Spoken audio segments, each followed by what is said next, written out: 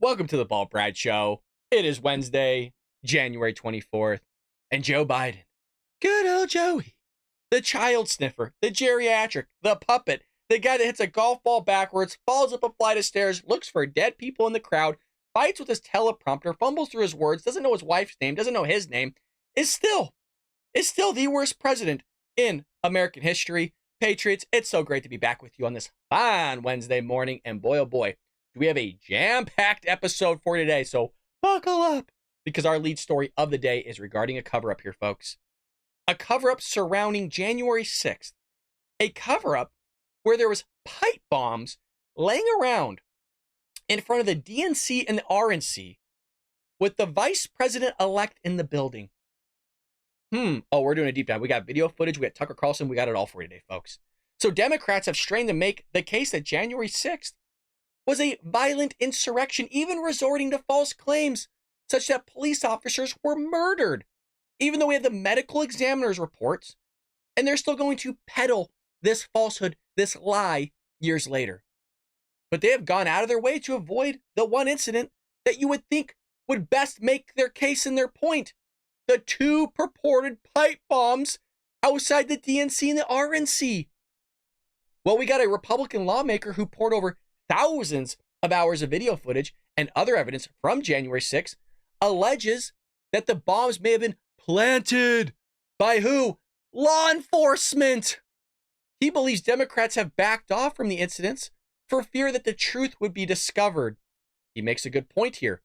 Quote, "This is an ongoing cover-up at this point." This comes from Massey, a member of the Select Subcommittee on the Weaponization of the Federal Government. If there were indeed two operable pipe bombs, that would be the biggest threat that existed on January 6th. It doesn't make any sense why they wouldn't be promoting that threat to advance that narrative unless they had something to do with the pipe bomb themselves and they were trying to memory hole the whole thing to avoid embarrassment. The video, again, we have that in just one moment, identified by Massey, shows officers reacting nonchalantly. Oh, there's a pipe bomb. After being notified, by the way, they notified there's a pipe bomb right next to them. Yep. After they were notified of the bomb, milling slowly around the area and even letting children walk in front or of it afterwards. The soon-to-be Vice President Kamala Harris was in the freaking building, you guys, at the time. A fact that the Department of Justice made misstatements about for months. Oh, is that what we're going to call it? Misstatements. Insurrection. Police were murdered. Okay, I see what's going on here. I see what's going on because it does sound like a cover-up. It does sound like a lot of foozery going on, and usually when it smells like shit, it is what? Oh yeah, folks, you said it correctly. It's big-time doo-doo. Well, yeah, Tucker Carlson having a bombshell freaking interview here with Darren Bey on X. And I haven't seen it. I've been holding off to share this moment with all of you. Let's uncover what really happened with these pipe bombs. We're going to look at the video footage. We're going to look at the behind the scenes of what actually took place. Let's roll it, baby. It has been 3 full years, a little more actually, since January 6th, 2021, the unarmed insurrection that was supposedly worse than 9/11. And the FBI is still on the case. In fact, tracking down people who exercised their constitutional rights and went to the Capitol that day seems to be the FBI's main task. Still, the FBI is still combing through video footage to track down Trump supporters who were there and throw them in jail. Message: never gather to exercise your constitutional right of assembly. Do not complain about the regime. And to make that point, the Biden administration has arrested over 1,200 people, and that number will grow by hundreds, apparently. Isn't that insane? You had people probably buying a freaking hot dog across the street that so happened to be wearing a Trump hat thrown in jail. But don't worry, Hunter Biden gets off scotch-free, Joe Biden gets off scotch-free, Hillary Clinton, nothing happens to her. It's amazing. It's amazing how all these people are let go. But you're a Trump supporter. You're just over there, practicing your First Amendment rights, just yelling to the skies about the injustices of the election, the fraudulent activity that was taking place, and nobody want to look under the hood under it. You get thrown in prison for that. Isn't that just lovely? The FBI wants you to know that if you were there, you can't hide because facial recognition software and all the advanced technology of the Biden surveillance state is being applied to catch anyone who offended them. But what's interesting, fascinating, actually, and very troubling is that the FBI can't find any information about the person or people who planted 2 pipe bombs outside the RNC and the DNC the night before. That's amazing.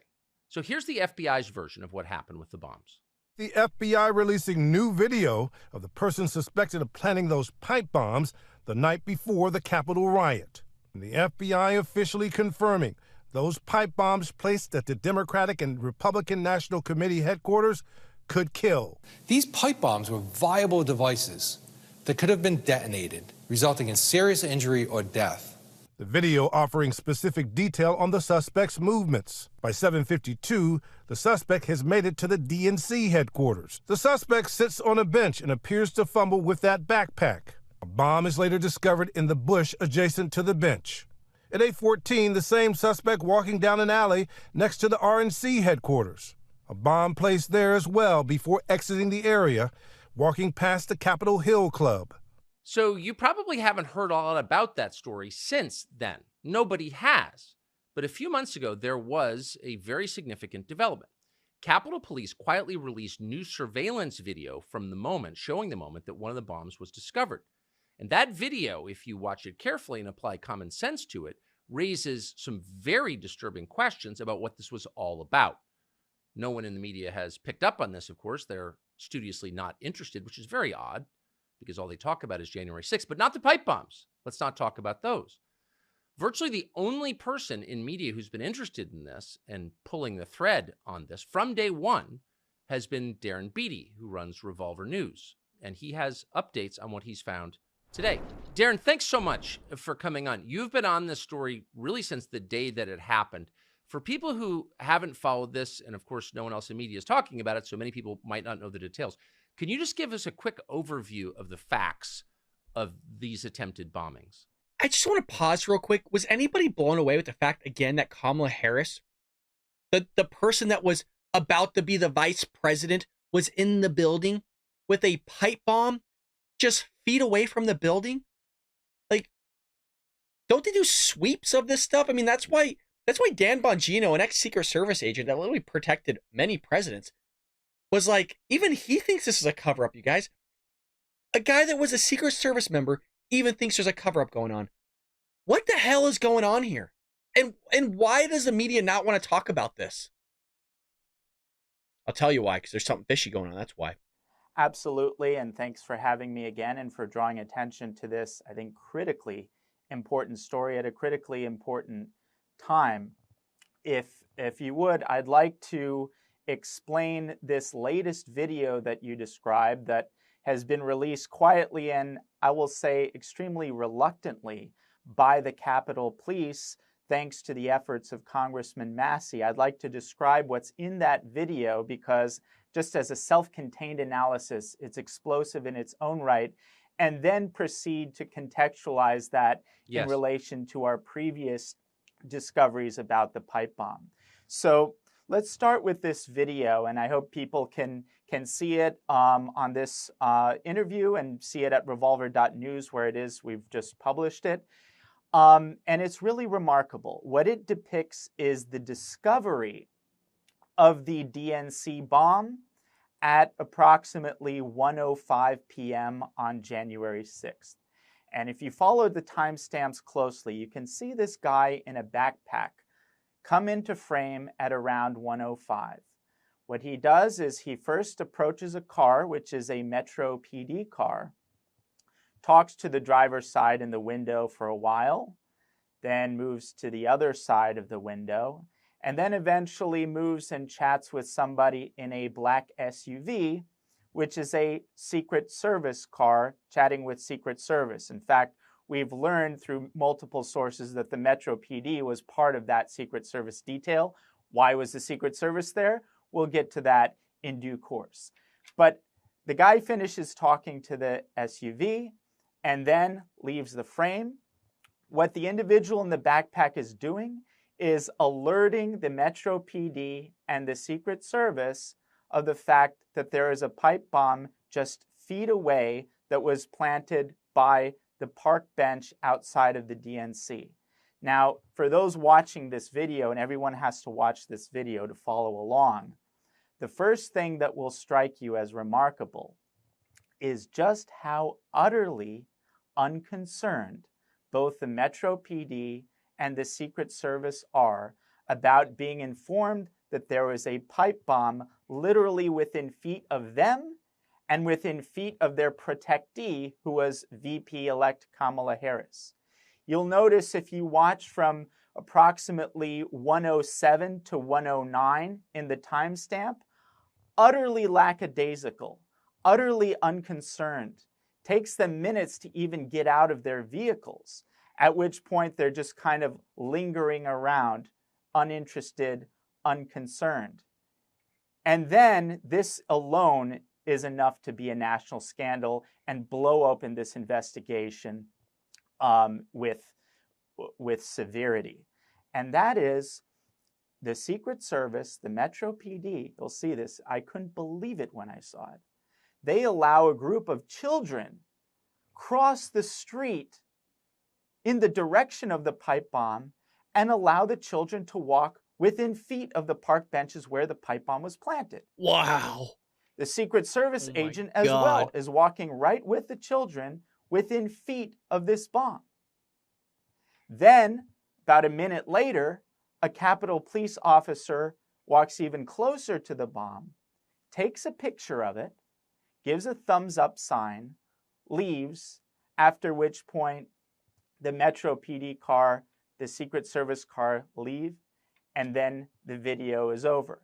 Now, I know from very reputable sources who have seen the extended video that minutes after that, they have a bomb-safe robot come to dismantle and defuse this bomb.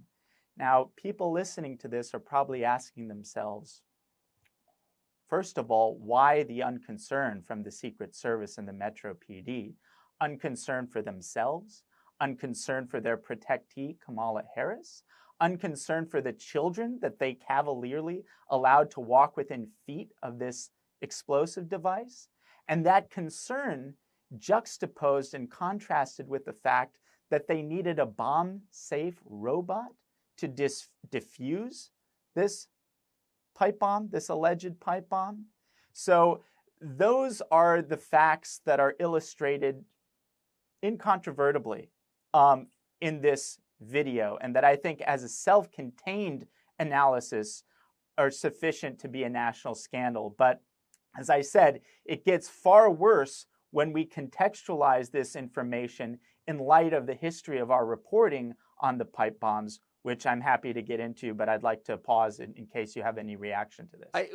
I'm stunned by it. It doesn't make any sense at all. No, it does not. Obviously. My first question is, who is the man who alerted Metro PD, Washington, D.C., local cops, and Secret Service to the presence of the bomb? Indeed. And that is the definitive question. That is the question that I think will be the breakthrough that ultimately unravels what is perhaps one of the darkest and most scandalous government cover-ups in recent history. Who is this individual in the backpack? And what did he say to these first of all, there's a matter of protocol. Even if they know the bomb is fake, there's still a protocol they have to follow, which is totally... If you guys heard, they're talking about a fake bomb, and we'll come back to this, because I've had some back information from Dan Bonino, who again was a prior Secret Service agent, prior police officer, both for local, I think, and federal as well. So really knowledgeable on terms of the protocols that are in place, and he's completely baffled with what's going on here. Folks, the guy that walks up, if you saw a pipe bomb, would you just like walk casually up to a cop car, be like, "Hey man, I just want to let you know there's a pipe bomb right there," or you'd be like, "Hey dude, there's a fucking pipe bomb right there. I don't know if that thing's gonna explode or not." Like, I wouldn't be like, I would try to remain calm, but just like walking up and like just casually just walking around the other side, just like whatever. It is insane. It is really wild with what we're seeing here. Contravened by the way that they acted in the aftermath. But more importantly, how did they know that it was a fake bomb such that they could exhibit such a impossible lack of concern And then why, if they knew that it was fake, would they go through the charade and spectacle of having a bomb-safe robot dismantle it? Now, exactly, and that's what Dan Bongino was saying, is sometimes they do these, I don't know what you call it, these efforts, these missions, to put out like kind of dummy bombs and see if they're picked up. And so the first theory was, hey, they just forgot about it. You know what I mean? Which is terrible, but they just forgot to pick it up. And that these were placed here to see if they would have been swept up by the Secret Service that was ultimately looking at the area beforehand. But if they knew that was taking place, and like is said here, why would you sit there and have a robot, a whole team out that's going to dismantle it? Wouldn't you just already have that information? Like, oh shit, guys, sorry, we forgot about the pipe bomb that we left behind because we were trying to just do our audit here and see, if it got picked up or not. Kind of in the same way that sometimes when you walk into like certain areas, they'll actually give you a bag of like drugs to see if the drug sniffing dog would pick it up. That actually happened to me at Disneyland one time. They actually had me hold on to a black bag that was filled with drugs to see if the dog would actually sniff it. The dog failed, but needless to say, similar kind of idea. These questions, I think, intensify and get even darker and more damning when we consider the full context. Let's start with the DNC bomb. What's the history of this bomb? Well, according to the FBI and the surveillance footage that the FBI has presented to the public, which is incidentally surveillance footage from the DNC, and we can get to that in a little bit. But the surveillance footage and the FBI story indicate that the bombs weren't January 6 bombs in the sense that they weren't planted on January 6. They were allegedly planted, according to the footage, the evening before, approximately 8 p.m. on January 5th. Now, so at the time that the backpack individual went up and alerted the authorities to the bomb, that bomb had been sitting out there fairly conspicuously at the foot of the bench for over 17 hours. Now, that was one of the first anomalies that we reported, that it's kind of strange that this bomb would be sitting out there for 17 hours undiscovered for that period of time, undiscovered by motorists. If you'll notice by looking at the video, it's such a high foot traffic area that there's a scooter parked there. There's a coffee cup. January 6th was a particularly high foot traffic time during the day.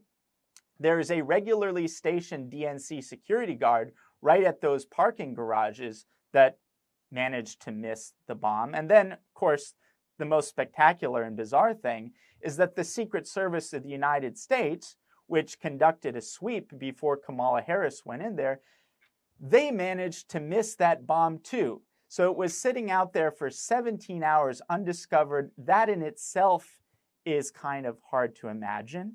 And while we're at it, let's address the Kamala issue. She had Secret Service protection because she was the VP-elect. She came within a hair's width of this explosive device, which is, according to the narrative, the most insurrection-y type aspect of January 6th. The government officially considers pipe bombs to be weapons of mass destruction. So that leads us to the additionally bizarre question that compounds the suspicion and mystery. Why would Kamala Harris actively cover up the fact that she was in the DNC building at the time?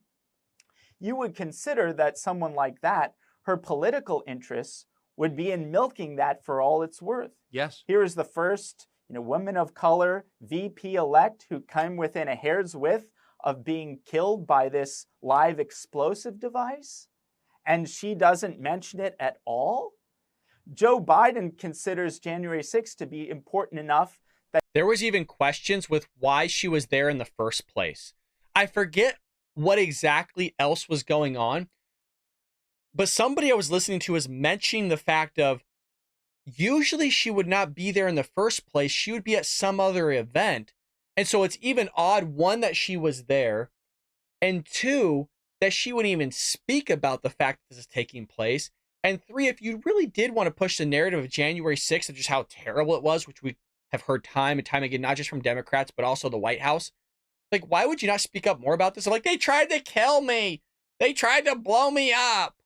So something fishy's going on, like I said, folks. Something really fishy. That he gave a big speech on the 3rd anniversary. January 6th and the false understanding of the insurrection and Trump's involvement is the basis of the sham legal theory that the regime is trying to use to take Trump off the ballot and to remove him from the democratic process through extracurricular means. Kamala Harris is milking January 6th, but for whatever reason, even on the third anniversary, she's not interested in saying, well, by the way, I almost lost my own life. I came within feet of the pipe bomb, which nearly killed me. Why did she cover that up?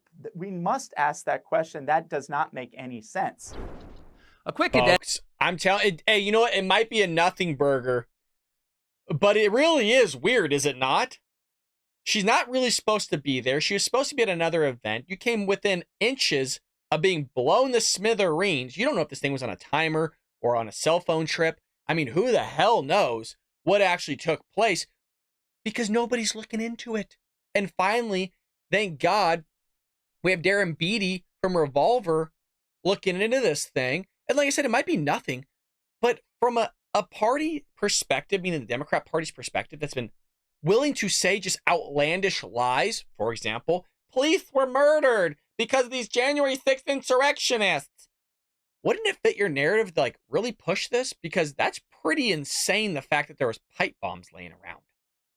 We're going to see what's come of it. I'm going to make sure I update you guys the more and more this stuff unravels.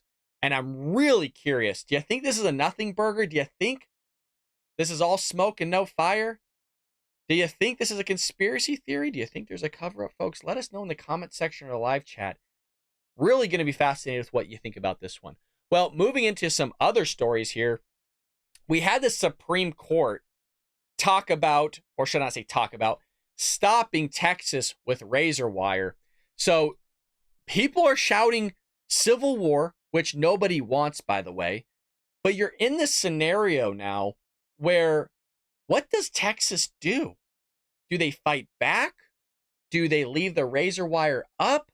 If Border Patrol comes in to cut it, does the Texas National Guard or military intervene? I mean, there's some stuff that can go crazy here. So Texas representative calls on the state to defy the Supreme Court border decision.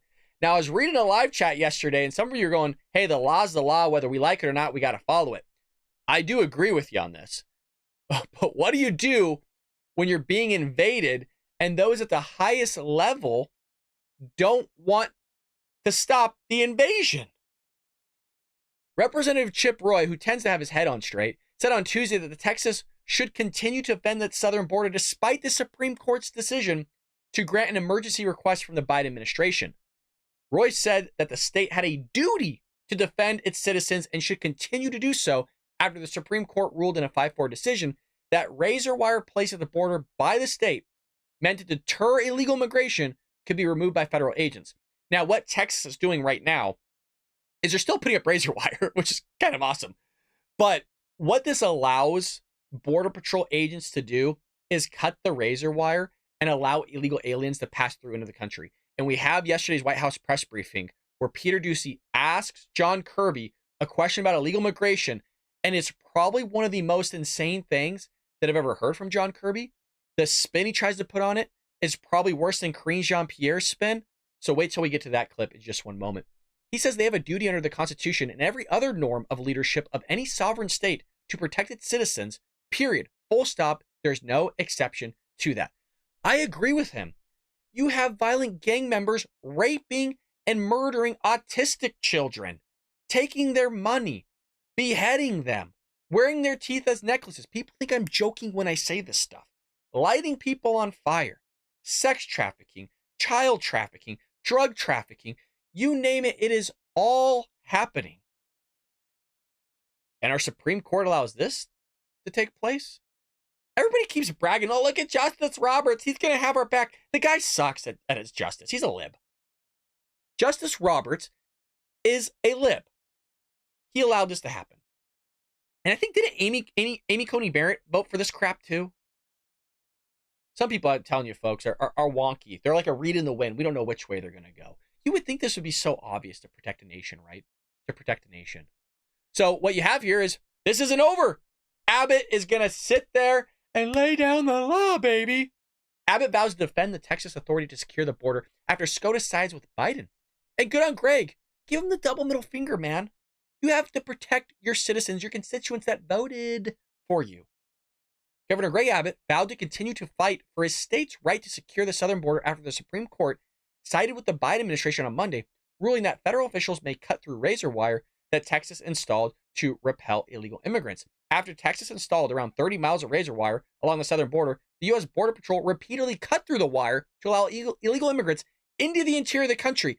Folks, I don't mean to berate here a little bit. Some of you wrote, well, no, the Border Patrol agrees with Greg Abbott. The Border Patrol is just doing what they're supposed to do.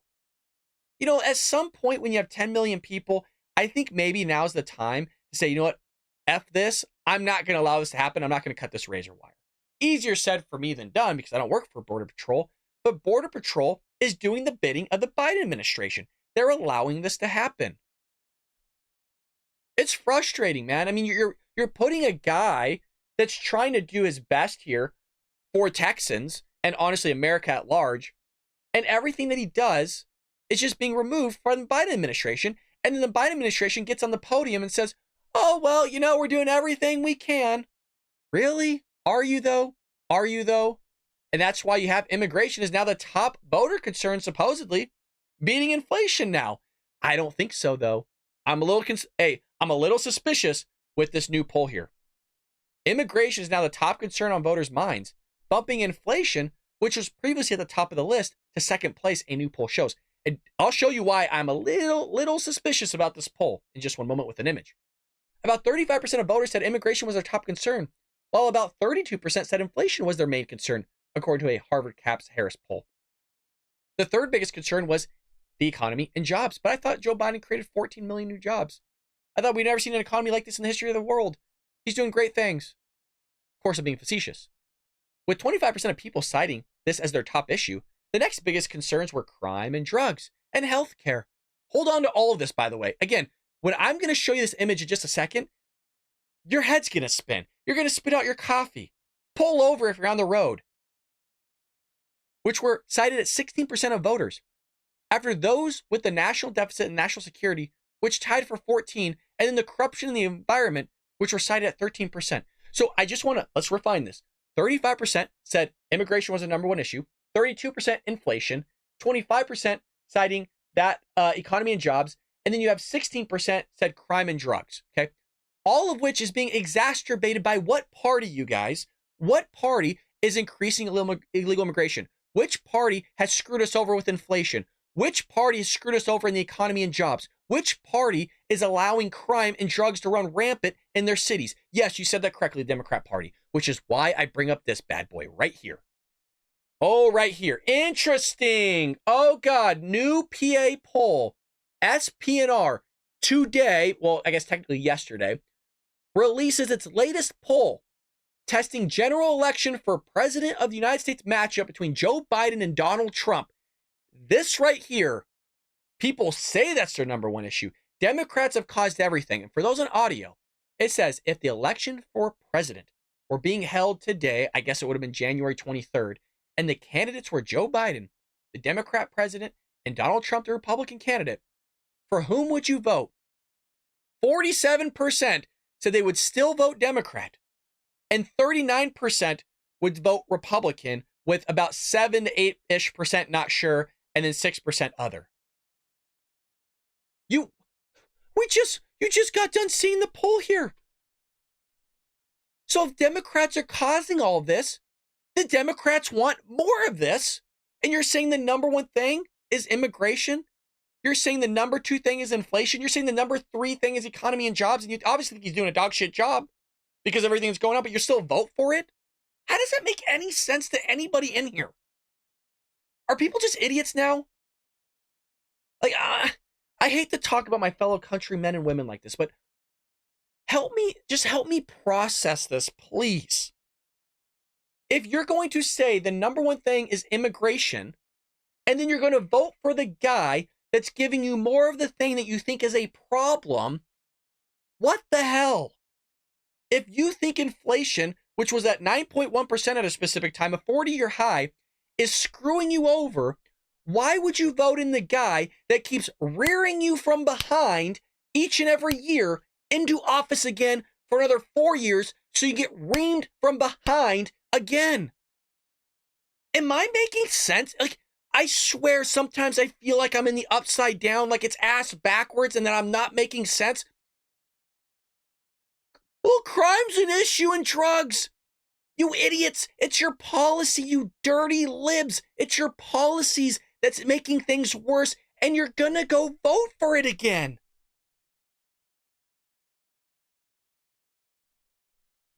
In case you can't see my face.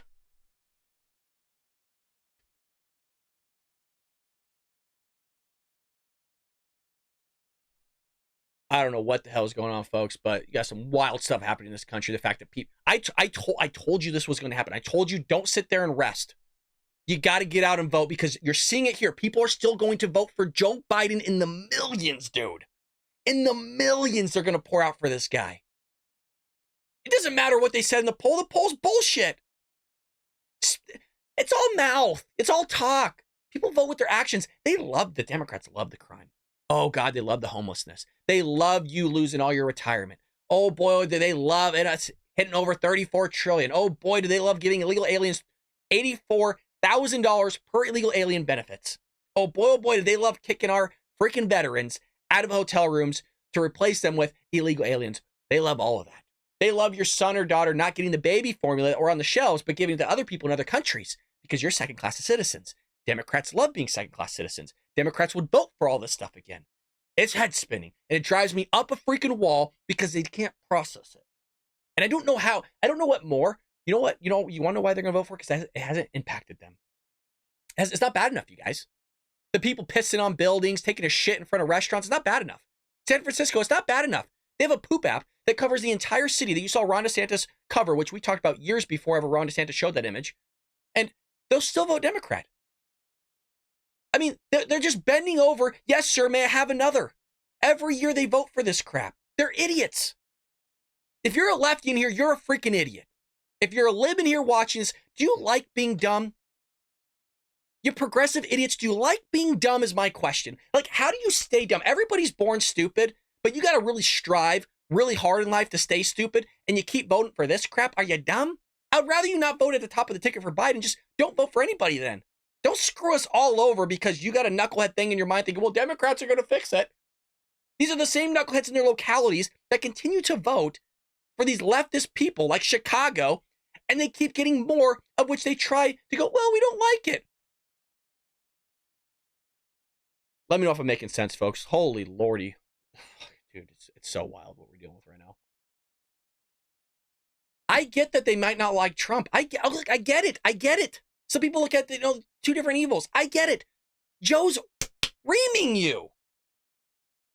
Like, at least I could side with the people that are unsure or other. Like, I don't fucking know what's going on. Like, look, there's some logic there. There's no logic in voting Democrat right now. There really isn't. So, if that wasn't enough, you guys, this one's really going to be head spinning for you. So, no, that's not me doing sign language at the top, okay? But we have Peter Doocy, the Gladiator of Fox News, questioning John Kirby. Why are you allowing so many illegal aliens into the country? Like, what are you doing? Watch his response. Holy crap, is it head spinning? Let me make sure the time is good here. Okay, let's roll it. Thank you, John. Why are you guys making it easier for people to enter the country illegally? I don't believe we are. Why do you think we are? Well, you guys sued to cut razor wire that was put in place by Texas officials. So that the Border Patrol could actually do their jobs. But keep going. Well, you won in court, so now what? The Border Patrol Union president is saying the Supreme Court's decision is going to undoubtedly encourage more illegal immigration. Do you guys know better than the Border Patrol Union? The Border Patrol needed access, and that's why we sued to get rid of that razor wire, so that they could do their jobs. And you know what would also help them do their jobs, Peter? More Border Patrol agents. There's an idea.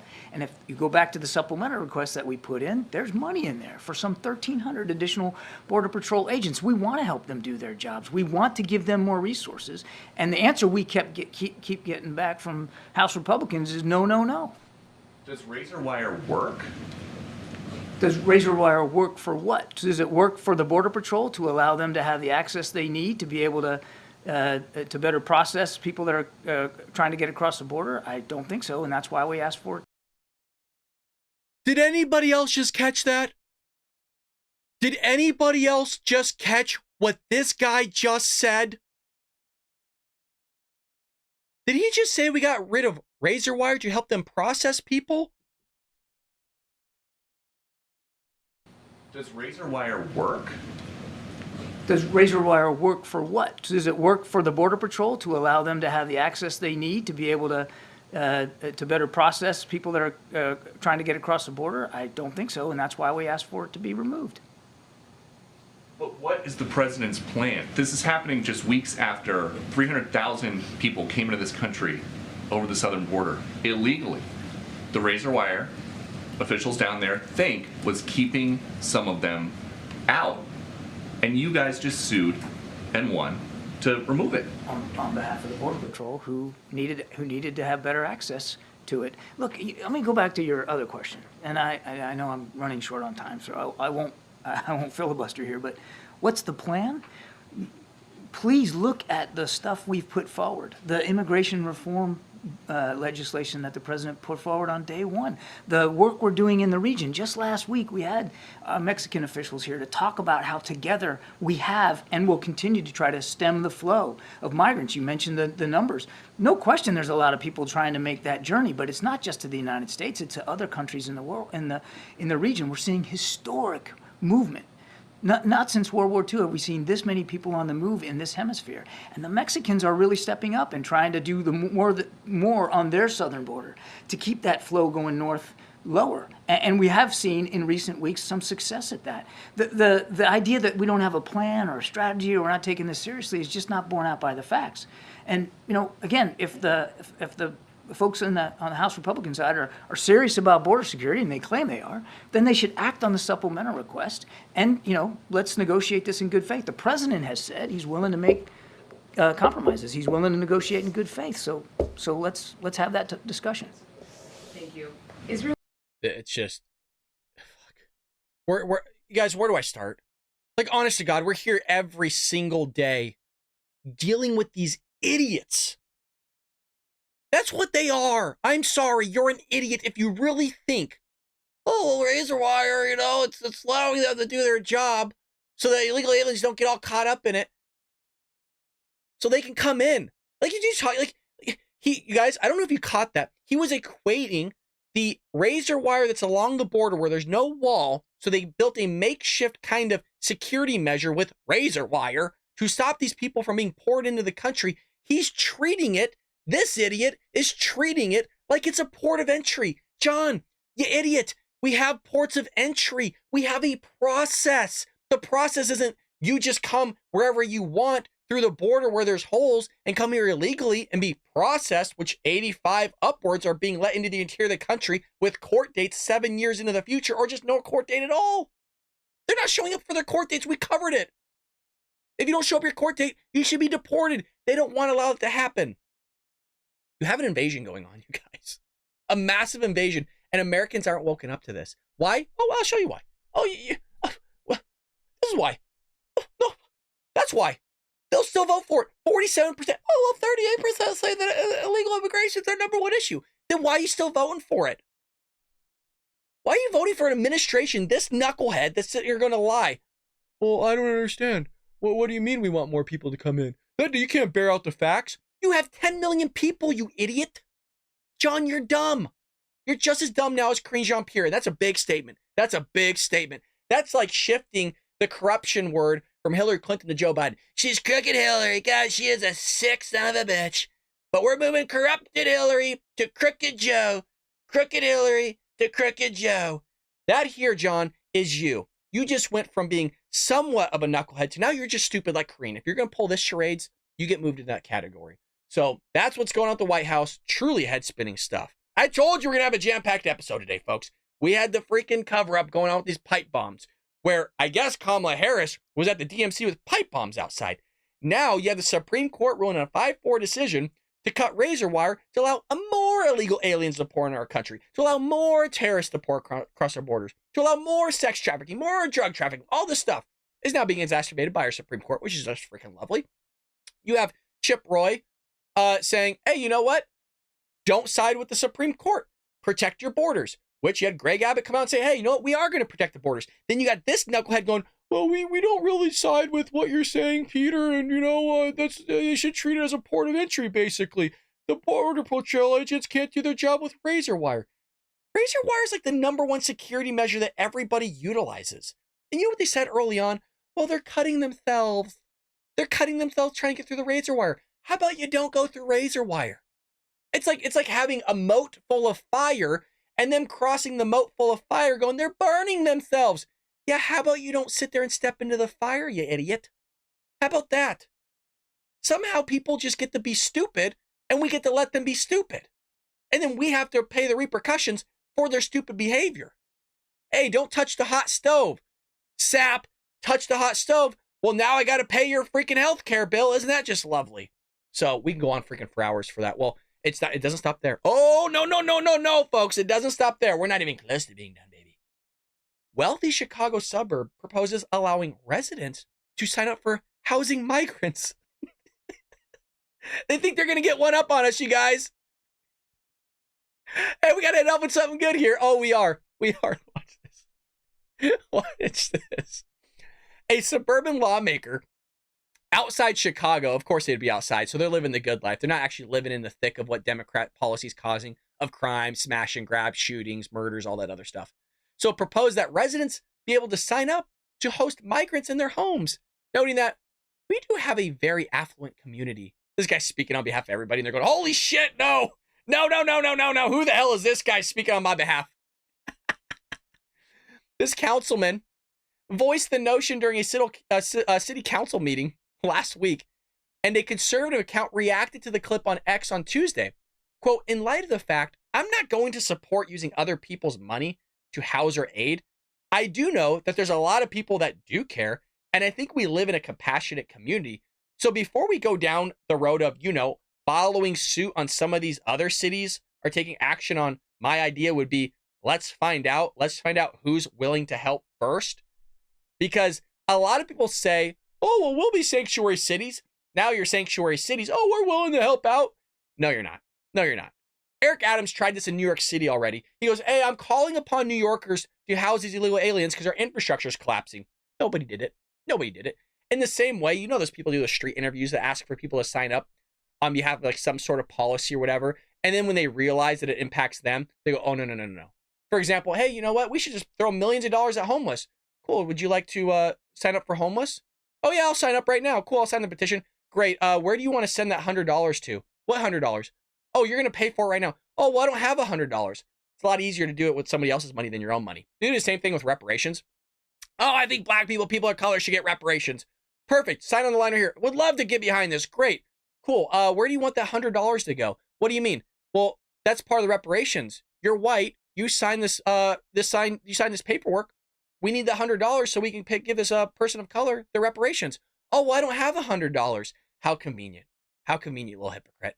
These freaking libs are insane. I'll tell you what, these libs are going to destroy the country. That's why I wrote an entire book on it. Trojan Horse, How the Left is Destroying America. You damn right I'm going to plug my book, baby. I put a lot of work into it. And it's a good book. We do hear from constituents on both sides of this. Who the hell are you hearing? Good. You know what? Why don't you take that person that goes, yeah, we should house illegal immigrants. Why don't you bring a few to their home and see if they actually follow suit and see how long that one lasts? Bring a couple of them that are actually violent too. You know what I mean? That sit there and commit crimes. Why don't you throw a couple of those in the household with their children and leave them home alone? Allow them to babysit. A little extra money for them. Allow them to babysit your children. Yeah, we'll see. We'll see how long that lasts. What are we doing to preemptively stop this? And then we hear from people that tell us we should do more. So we do have a very affluent community and a lot of big homes. And I like to do direct staff to create a sign-up sheet. So for individuals that would be willing to house migrant families, and if there's people that would do that, God bless them. So if we could raise awareness in that way, I think we need to find out. Who would be willing to house migrant families. That would be my new business. I would be looking for support from the diocese. Any questions, discussions, happy to have that. So isn't that awesome? So don't there's always what involved, folks. The mullah, the money, the feria. There's always money involved. Oh, so it turns into like, we'll house families. It's like a charity thing. It's supposed to be all about charity, you guys. Then you realize, hey, you know what? We'll give you a cut. Yeah, I don't know, $7,000 per illegal immigrant. You got 10 of them in there. It's $70,000 right there. Oh, there's going to be money coming out of your pocket. You know there is. Oh, you know there is. People aren't just going to be willy-nilly that charitable. With people they don't know, the people haven't been vetted. People could be terrorists for all we know. They look, hey, they might just be good people. So there just might be good people looking for a good life. Hey, that's nice of a thing to do. Why don't you house the people that want to come here legally? How about you take care of them first before you take care of somebody that committed a crime to come here illegally? So that's what's going on here. Pretty wild stuff, folks. Pretty wild stuff. But you know what? Hey, if they're willing to, I don't know, talk and chew gum at the same time, then hey, might as well do it. If you want to house illegal aliens, Greg, you heard it right there. Start busting them. What is that? Naperville City. Start busting them there, and we'll see. We'll see if they actually house those migrants. We all know they're not going to, because they're liars. Because they're liars. They're only okay when it affects other people, because they're practically socialists, right? They want everything from you other than your job, because once your job is gone, they can't take any more of your money. See, that's how it works. That's how these socialists work. They want this to impact everybody else other than them. Once it starts impacting them, then they get all upset. Where have we seen this? Chicago. Chicago's all upset because their children got put to remote learning because migrants got their school for one day. Oh, so now it's affecting you. Now you're all up in arms about it. But when it's affecting our budget, our national security, terrorists in here and all that stuff, no, Americans are just fine with it. Oh, what do you mean? Of course they're fine with it, you guys. Oh, we'll come back to it. Of course they're fine with it. Look at the poll. They're going to vote for this guy again. Right now, he's beating Trump. We got less than 10 months to figure this out. We got 10 months to wake Democrats up, and I don't know what more we could do on the show to wake these people up to the fact of they're just shooting themselves in the foot, and Joe Biden's just reaming them from behind. They say, yes, sir, give me another. Yes, sir, give me another. So, holy lordy. Well, folks, we would love your support here on the show. We would love you to hit the join tab. A lot of you still haven't joined. We would love for you to do it. I know it's your hard-earned money, but folks, we're trying to do a damn job here, folks, to get out the conservative thought and ideas to new viewers. If you're not willing to do that, no pressure, baby. You watching and supporting the show does yeoman's work. A lot of you have written in the chat, hey, I wish I could support you, but I don't have the finances. You guys, it's not about the money. You guys watching and spending time as a community here is what's the most important. I see you guys write to each other comments. You say good morning to one another. You guys, that's more important than anything. If I had no members, that's fine. If I have no viewership, that's fine. We would still do this. So please don't feel like you have to be a member. Those that are, love you to death. It means a lot to me. I really have tried to sit there and put it into words how much it means that you guys are willing to put your hard-earned money into this. You know what I mean? This show, this production in my closet. Like, I want to grow it. Obviously, I would like to make it big so we can, expand upon this and actually grow the Republican Party or the conservative movement more specifically. But it takes your guys' passion and effort to do that. And I'm not saying even money-wise. I'm talking you guys just watching all the way through over and over again and always support me. It's just amazing. I really want you guys to know that. Thank you so much from the bottom of my heart for the love and kindness. You always support me and writing in and just being kind. I really do appreciate it, folks. With that being said, we are done here. We're going to wrap it up with a nice bow on top and say, I hope you have a blessed day, folks. Pray for our country and honestly, pray for our president, Joe Biden. I know it's hard for me to say too, but pray for the man because his decisions impact our lives in some way, shape, or form. And with that being said, folks, I'll see you tomorrow here